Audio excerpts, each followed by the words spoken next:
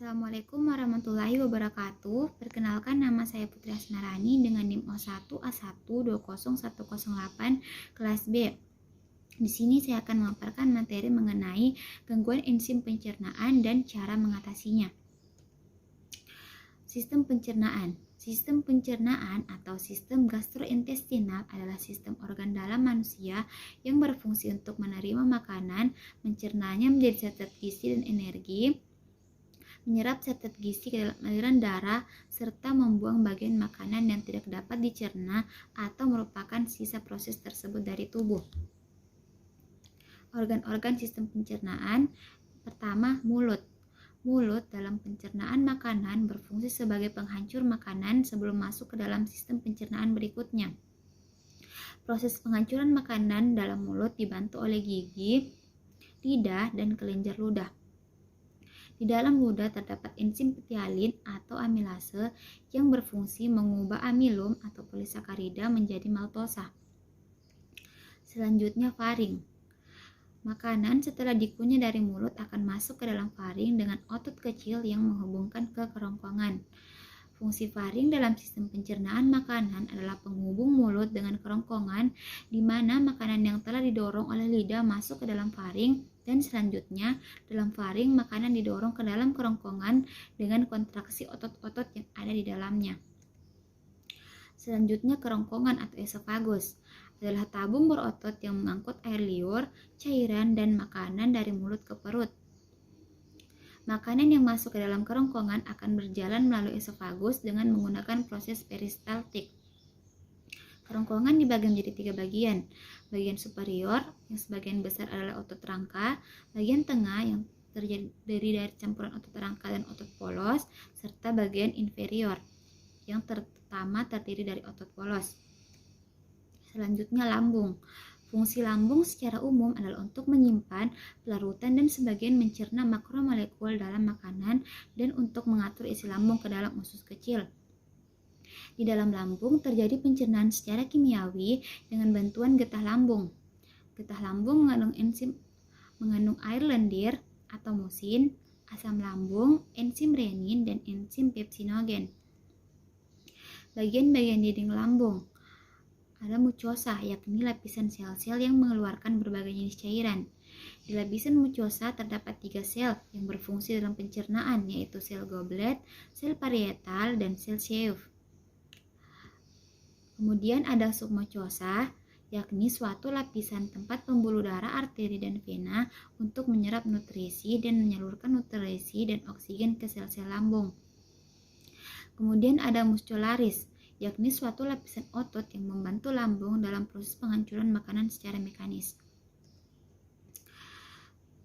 Selanjutnya ada usus halus. Usus halus merupakan tabung yang kompleks berlipat-lipat yang membentang dari lambung hingga usus besar. Usus halus berfungsi sebagai tempat penyerapan sari makanan dan tempat terjadinya proses pencernaan yang paling panjang. Struktur usus halus terdiri dari 3 bagian, yaitu duodenum. Dinding duodenum mempunyai lapisan mukosa yang banyak dan mengandung kelenjar Brunner. Kemudian ada jejunum. Penampang jejunum lebih lebar, dindingnya lebih tebal, dan banyak mengandung pembuluh darah. Kemudian ada ileum. Terletak di sebelah kanan bawah berhubungan dengan cecum. Selanjutnya, usus besar. Fungsi utama organ ini adalah menyerap air dari fases, menyimpan dan eliminasi sisa makanan, menjaga keseimbangan cairan dan elektrolit dengan cara menyerap air dan mendegradasi bakteri. Kemudian ada hati. Fungsi hati dalam sistem pencernaan adalah mensekresikan empedu untuk mengemulsi lemak, mempertahankan kadar gula dalam darah, mensintesis protein, ekskresi bilirubin, menyimpan vitamin yaitu vitamin A, B, D, E, dan K, dan mengaktifkan vitamin D. Kemudian empedu. Empedu adalah cairan bersifat basa yang pahit dan berwarna hijau kekuningan karena mengandung pigmen bilirubin, bilifirbin, dan urobilin.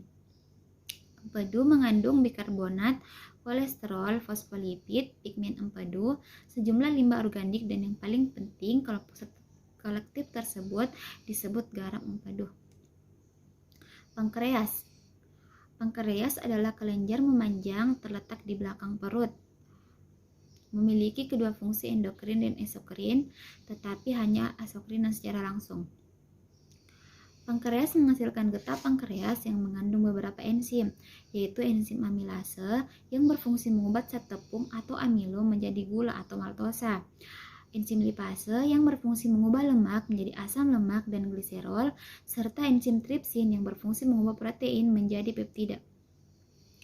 Selanjutnya, penyakit terkait enzim. Pankreatitis kronis. Pankreatitis kronis merupakan suatu penyakit inflamasi pada pankreas yang ditandai dengan fibrosis pankreas yang persisten dan progresif, serta menimbulkan kerusakan jaringan eksokrin dan endokrin. Gangguan pankreas kronis ini terjadi ketika pankreas tidak dapat memproduksi cukup enzim untuk memecah dan menyerap makanan. Akibatnya, nutrisi seperti lemak, vitamin, dan mineral tidak dapat diserap oleh tubuh sehingga menyebabkan kerusakan pankreas. Pengobatan pankreatitis kronis. Pengobatan yang diresepkan awalnya adalah untuk mengurangi rasa sakit, melawan infeksi, dan menghindari gangguan lebih lanjut pada pankreas. Pengobatan ini dilakukan dengan obat nyeri, terapi antibiotik, dan perubahan pola makan. Jika pankreas tidak cukup menghasilkan atau berhenti memproduksi insulin, maka suntikan hormon insulin dibutuhkan untuk mengatur gula darah.